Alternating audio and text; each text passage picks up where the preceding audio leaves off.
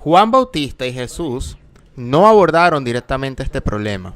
Pensaron en algo que tenía que suceder aquí y ahora, en el establecimiento del reino de Dios, que, como dice el término griego, egiken, es decir, ya estaba aquí, ya había llegado, no había necesidad de esperarlo en el futuro.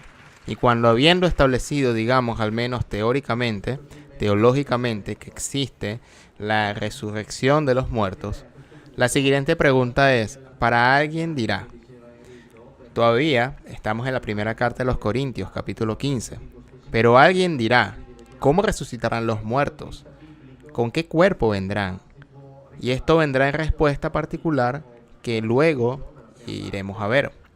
He aquí las dos primeras consideraciones que debemos hacer, como resulta evidente, cuando se habla de una resurrección generalizada de los muertos, surge la cuestión de la parusía, es decir, el regreso de Cristo.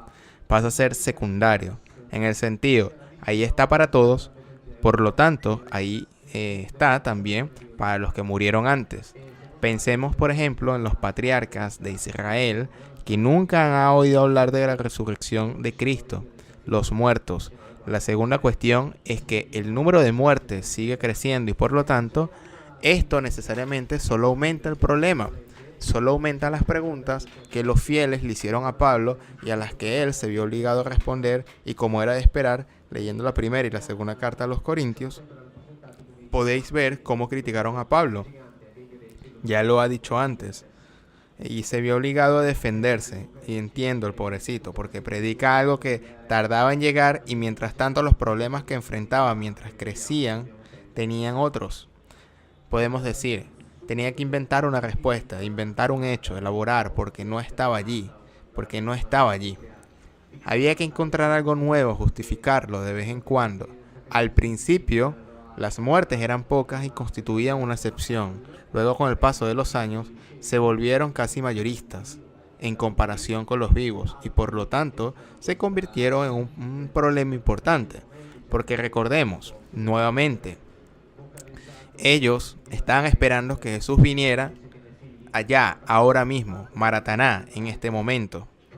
Pero mientras pasaban los años y las décadas, esos creyentes fueron muriendo y no tenían una respuesta clara si ellos se salvaban o no. Y es por eso que Pablo fue idealizando este nuevo montaje o este nuevo discurso de que incluso los muertos que creían en Cristo podían ser salvos. Era absolutamente necesario encontrar esta solución. Dijimos también que en esta pregunta surge una segunda pregunta. ¿Cómo es la resurrección? Y para responder a esta pregunta, evidentemente se desarrollan diversas hipótesis que luego se convierten en certezas de fe. Pero se trata de una elección personal en la que, como sabéis, yo no voy a entrar.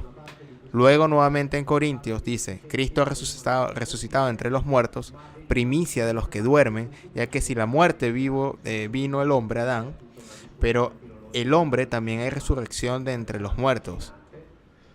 Y como todos mueren en Adán, así todos seremos vivificados en Cristo, pero cada uno en su lugar. Primero Cristo, que es las primicias, y luego en su venida. Y por tanto aquí estamos nuevamente en la confirmación de la espera de la parusía. Luego, en su venida, según estos, los del Cristo, por tanto el fin, cuando entregará el reino de Dios a Padre, después de haber aniquilado todo principado, potestad y demás. Así que también hay una especie de cronología en esta evolución de la resurrección de entre los muertos.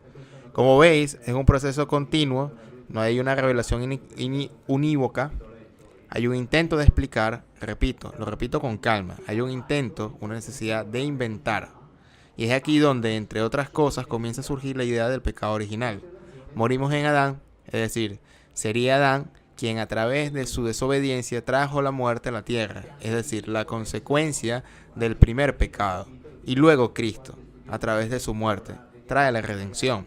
Pero ya hemos visto muchas veces que el pecado original no existe en el Antiguo Testamento.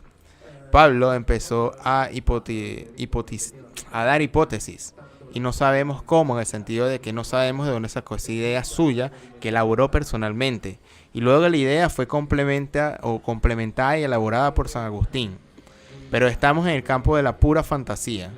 Y llegamos a la respuesta a la pregunta, pero si resucitamos, ¿cómo resucitamos? En Corintios 15 dice, he aquí os digo un misterio, no todos moriremos, pero todos seremos transformados, en un instante, en un abrir y cerrar de ojos, a la final de la trompeta. Porque la trompeta sonará, los muertos resucitarán incorruptos y seremos transformados. Esto lo dice Pablo. Es decir, todos seremos iguales, pero no todos iguales en la carne. Escucha. Este cuerpo corruptible debe vestirse de incorruptibilidad y este cuerpo mortal debe vestirse de inmortalidad. Entonces todo cambiará. No hay resurrección en carne y hueso, como dirían los ingleses, sino que todo debe transformarse. Los muertos se transformarán y los vivos se transformarán y todos serán iguales. Por lo tanto, el cuerpo carnal será revestido de un cuerpo espiritual y por tanto estas son las modalidades de la resurrección. Métodos verdaderamente elaborados, métodos teóricos que no están atestiguados, documentados, menos aún en el Antiguo Testamento, lo que significa que Dios Padre, el que respecta la autopsia, ha dejado a sus fieles en total ignorancia durante 2000 años. ¿Pero es esto alguna vez posible? ¿No es absurdo solo pensar eso, pidiendo lealtad y aún sabiendo, digamos, que habrá recompensa después de la muerte? No hables de ello, sino di, si me eres fiel, aquí te recompensaré y te castigaré, y tú me eres fiel, te haré crecer. Si no lo haces, permaneces fiel a mí, y si no lo haces, te destruiré. ¿Es alguna vez posible pensar en algo como esto? Debe llegar Pablo, 2000 años después de Abraham, no hablemos ni de Adán, después de Abraham para reelaborar teóricamente y cambiar a lo largo de los años también el tipo de elaboración que conducirá a la definición final de la resurrección de los muertos a la que estamos llamados a creer. Ahora creo que es difícil. Obviamente, los que tienen fe mantendrán su fe, deben hacerlo. Si esta fe le hace vivir bien, es absolutamente necesario que la viva plenamente. Cuanto a lo que se deduce de los textos, y también quiere decir, como dije antes, que verdaderamente se han escrito miles de volúmenes sobre la cuestión teológica, luego quiero tomar un volumen que proviene precisamente de los estudiosos bíblicos, escritos por una universidad profesor, por un ordinario del Nuevo Testamento. Se llama Jürgen Becker, quien condensa esta historia de la evolución del pensamiento teológico sobre la resurrección de este modo. Juan el Bautista y Jesús de Nazaret no elaboraron en su predicación el concepto de una esperanza universal en la resurrección de entre los muertos. Los anuncios de desgracias y de salvación preocupan de vez en cuando a la generación entonces presente. Esto ya lo hemos dicho decenas de veces. Y número 2. El material tradicional más antiguo que se centra en la resurrección de Cristo de entre los muertos por Dios destaca el carácter excepcional de esta acción divina por expresar así la legitimización renovada de Jesús que fracasó en la cruz. Por lo tanto, este acontecimiento no puede relacionarse de la relación general de los muertos. Volvamos brevemente sobre el camino recorrido. El desarrollo cronologístico o cristologístico llevó pronto a la espera de Jesús, del Hijo del Hombre, que ha de venir. Él dará a su comunidad y su comunidad el consuelo de la salvación. Y esta comunidad primitiva, por tanto, renunció a la esperanza de la resurrección universal porque la resurrección de Jesús seguía siendo la excepción. Es decir, no hacía falta porque Jesús habría llegado mientras todos aún estaban vivos. En la primera carta de los tesalonicenses, por primera vez en la historia teológica del cristianismo primitivo, se incluye en la esperanza de los cristianos fallecidos. Se encontró resolviendo este problema. Afortunadamente para él, en ese momento todavía habían pocos. La siempre válida expectativa de la inminente parucía del Señor se amplía ahora con un nuevo aspecto. Así como Dios resucitó a Jesús, así resucitará también a los cristianos que murieron en el momento de la parucía. Pero eso Cristo debe venir pronto. Y en ese momento, la esperanza también para los cristianos. Otro punto. Justo esta primera solución significativa para Pablo del problema de la muerte en el ambiente corintio avanza sobre la base de la teología bautismal formada sobre premisas helenísticas. ¿Cuántas veces hemos dicho que sin él en el helenismo y el cristianismo no existiría? Toma forma una elaboración ulterior del destino mortal. El bautismo es participación en la muerte y resurrección de Cristo. El bautizado ya ha resucitado y participa del reino del Altísimo, es decir, del crucificado. Posteriormente, en la primera carta a los Corintios, Pablo trata de ese concepto y con esto debe cambiar lo que expuso en la primera carta de Tesalonicenses y que hemos leído, dado que la muerte y la fugacidad tienen el valor del destino humano común.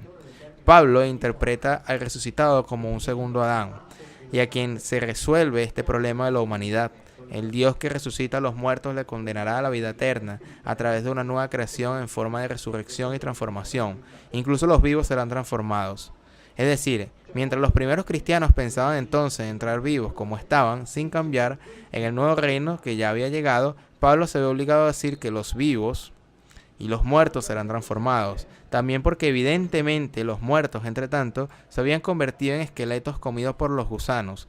El himno comunitario de la cohorta de Filipenses fue reconocido como postcorintio y describe una imagen de esperanza donde ahora, por primera vez en un programa, en la historia del cristianismo primitivo, es Cristo mismo quien transforma. Es decir, primero Pablo dijo, Dios nos transformará, luego posteriormente este potencial de transformar a vivos y a muertos se transfiere a Cristo. Luego el Evangelio de Juan tomó una vez más, que es esencialmente el último de los evangelios y que está escrito algunas décadas después de las cartas de Pablo, por allá por los 90, quien se ve obligado a hacer un mayor síntesis, por lo que en realidad nos encontramos ante una doctrina que se nos presenta como absolutamente cierta, como una esperanza irrefutable, como una meta a la que todos estamos destinados si creemos en Cristo.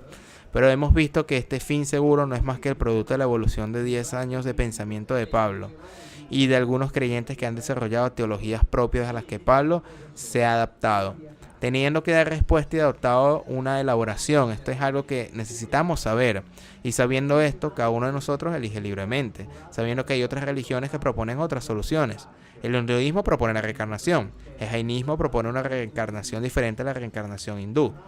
El budismo promueve el renacimiento diferente ante la reencarnación del hindú, al miedo de la muerte. Pues bien, cada uno de vosotros es libre de separar o de superar como quiera este tema entre las distintas propuestas, la que considere más realista a la que esencialmente les haga vivir mejor aquí y ahora.